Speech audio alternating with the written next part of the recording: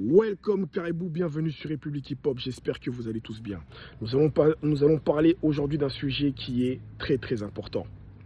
Est-ce que vous connaissez des hommes noirs autoritaires encore vivants aujourd'hui?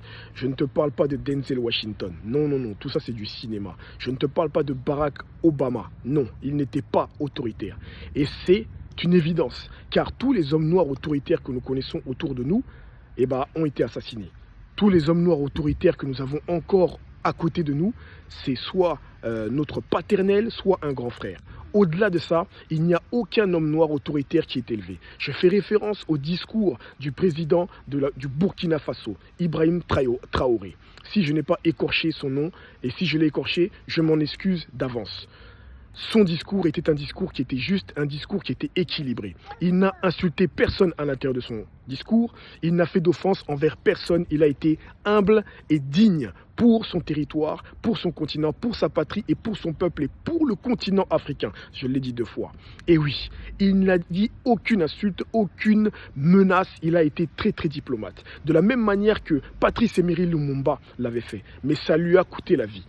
Pour vous dire que l'homme noir n'a pas le droit d'être autoritaire. Nous avons tous été programmés pour chasser, pour poursuivre les hommes noirs qui sont autoritaires. En mode, c'est qui lui? Il veut quoi lui? Il se prend pour qui lui? Dès qu'on a un professeur d'origine africaine et d'origine africaine subsaharienne qui va être un petit peu autoritaire, qui va être un petit peu dur, mais il se prend pour qui? Il se prend pour mon père? Non, il se prend pas pour ton père. Il est seulement carré. L'homme noir n'a pas le droit d'être carré. Alors on veut tous nous voir danser en culotte, en train de faire du ndombolo ou du zouk, mais dès qu'on prend des décisions qui sont cruciales et importantes pour notre continent et pour notre environnement, à partir de là, ça dérange tout le monde. Alors ça, il faut que ça cesse. Combien de fois dans notre imaginaire, dans notre subconscient, nous avons assassiné Kémy Séba? Combien de fois nous avons assassiné d'autres autorités d'origine africaine que vous connaissez? Citez des noms, donnez des noms. Combien de fois nous avons assassiné des leaders politiques ou des leaders tout court de la même couleur de peau que nous?